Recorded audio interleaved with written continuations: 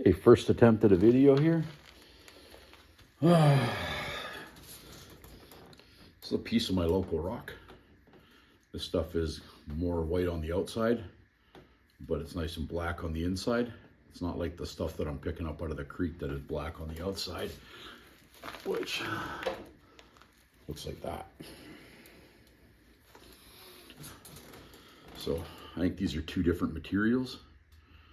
These ones apparently come from the pit up top, and this one is washed down the mountain in the creek. So we'll try and split this and make an arrowhead for you, and show you how I reduce it down to make it nice and thin.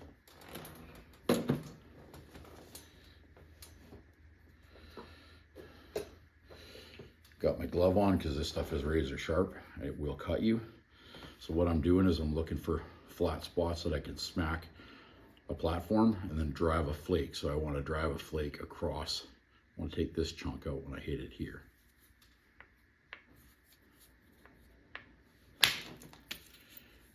Like that.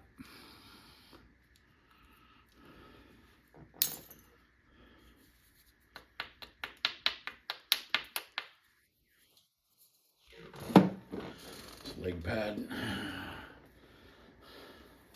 So now I'm going to hit it right here. I'm going to try to split this cobble in half. I'm not sure if it'll work out exactly as I wanted, but that's what I'm trying to do.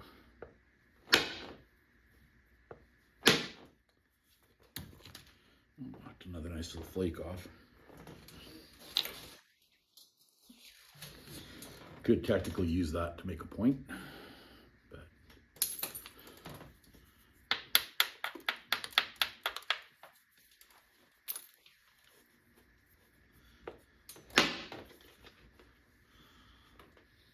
there. So now I'll start to thin this out. So obviously I wasn't able to split it, but I'll try and make something out of this.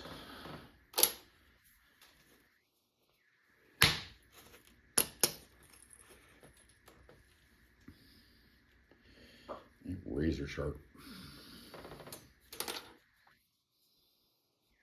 So I'm going to switch to a bopper now, a billet.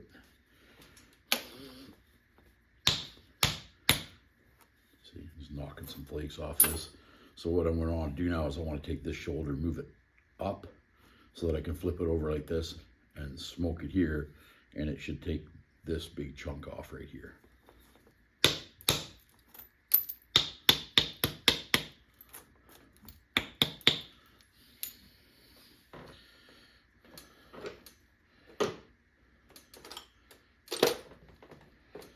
Breeder.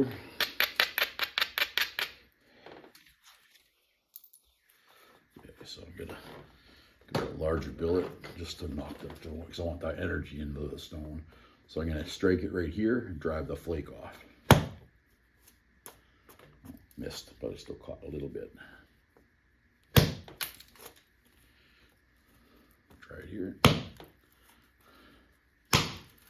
There you go.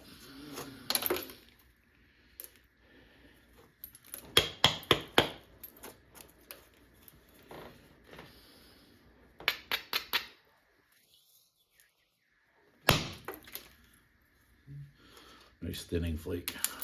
So, all right, right across there. So now I'll try to take one from this side, coming up, following this ridge, and then I'll start working the ridges.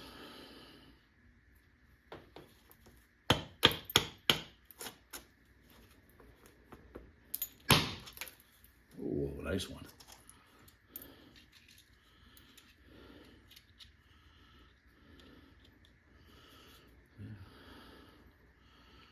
So that piece was right there. That's where I knocked it off of.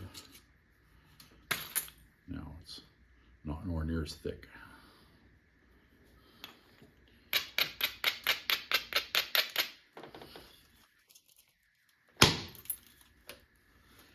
Okay. Now look at it. Look what we got now.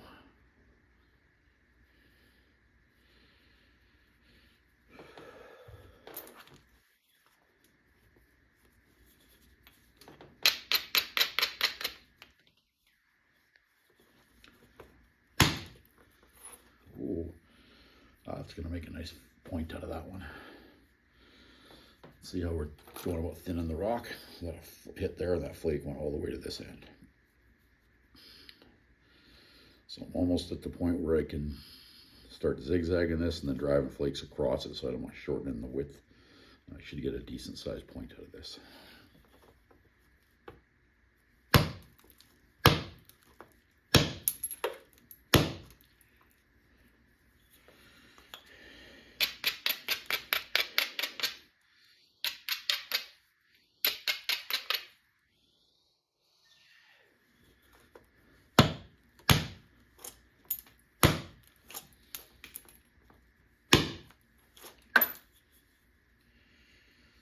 Switch boppers, go from the larger one to a smaller one.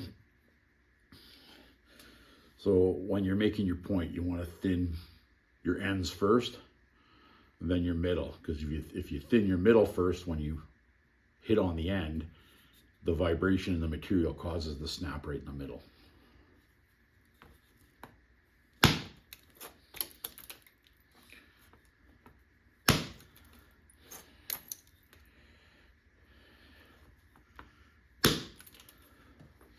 Overshot that one.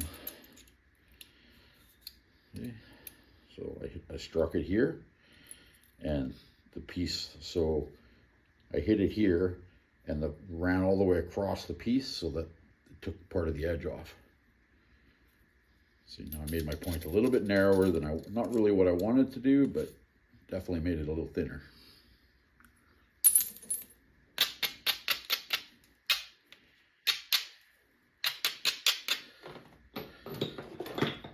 Down to the next side bopper down.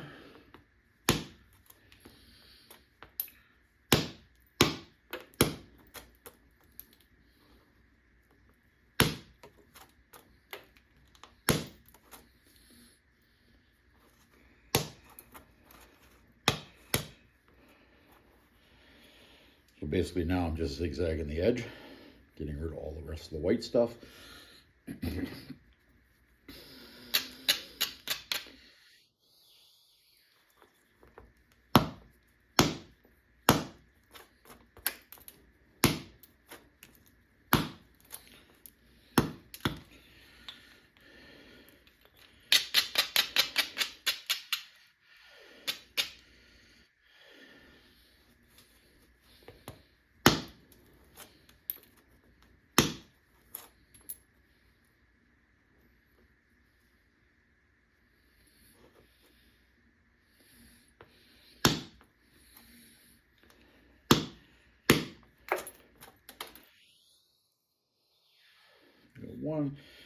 One thick spot right here, we're about 3/8 of an inch thick. So if I can clean this edge up and then dry this hump off, that'll get rid of that.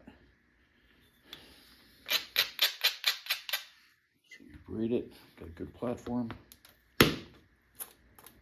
Shot the little flake right across it. Shot that one right across it. Let's see where else we need to go.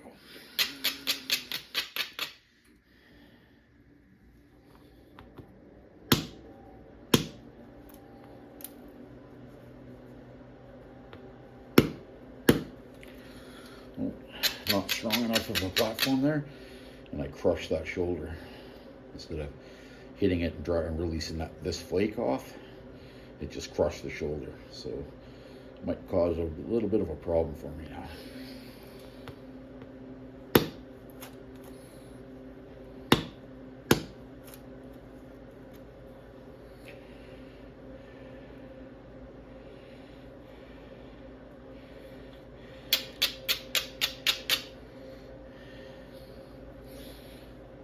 You always want to try to avoid, unless you're trying to flute it, you want to try to avoid striking here when it starts getting too thin, because it will cause your flake will either run like you want it to, or it'll do the total opposite. It'll run and then dive into the material and then cut your point in half.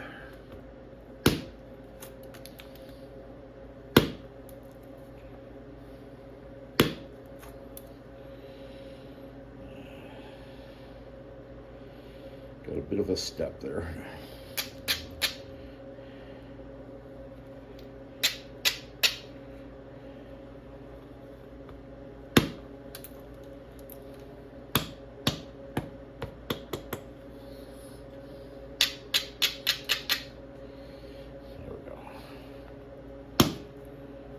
thought that was a nice flake.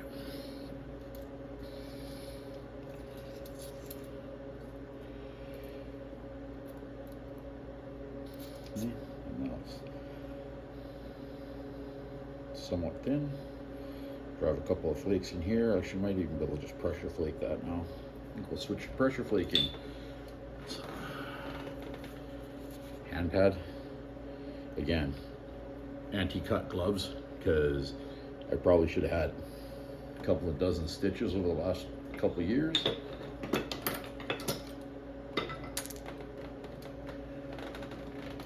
There's the pressure flaker.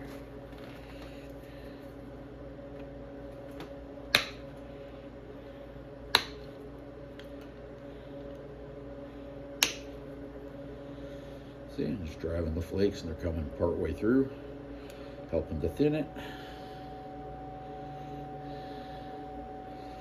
Might use some indirect to try to take that out.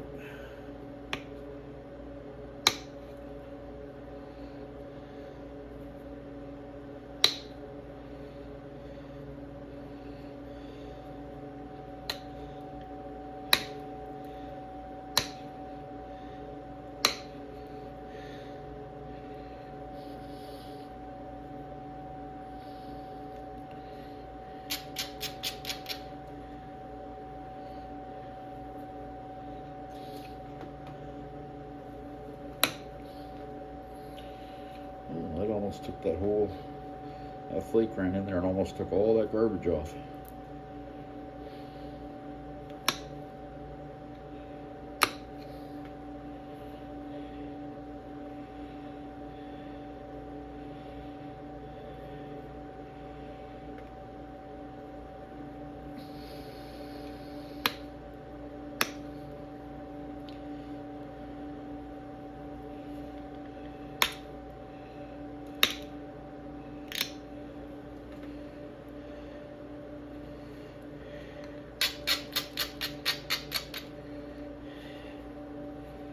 Make sure you braid it, because if you don't have a strong platform, what happens is when you go to knock the flake off, instead of the flake traveling, it'll just crush the corner again, like it did earlier when I was using the bopper on it.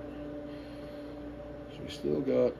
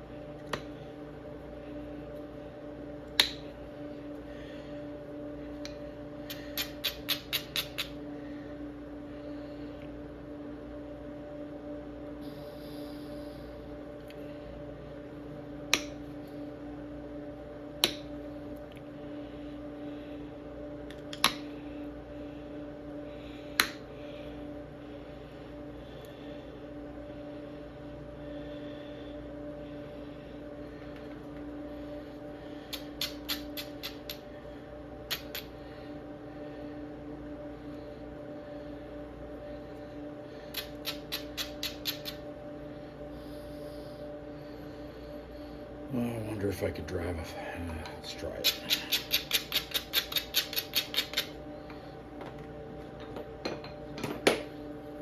Okay, I'm going to try to hit this. I want to take this flake off. So I'm going to try to.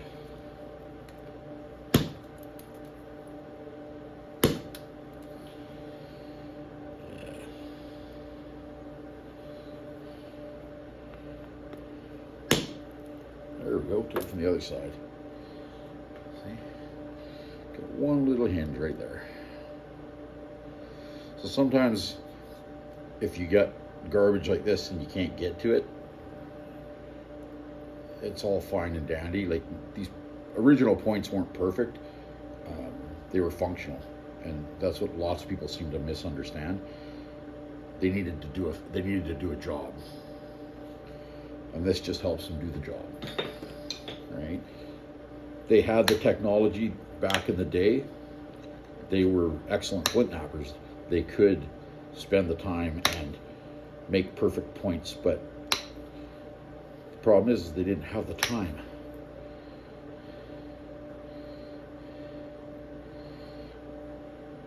So there's our preform. We are sitting about a 1/4 inch thick. The tape measure here.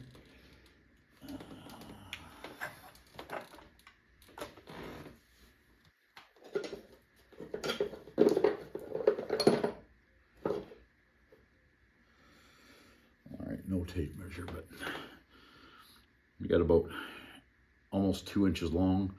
It's about 1.5 inches wide, 1/4 inch thick. And now we can take the time and pressure flake it and make it into a actual point. That's normally where I take mine, and then I'll get a whole bunch of them together like I have here. That one's a piece of obsidian. There's the other piece of my local material. This is the black stuff. This is the stuff that had the white on the outside. I hope that helps.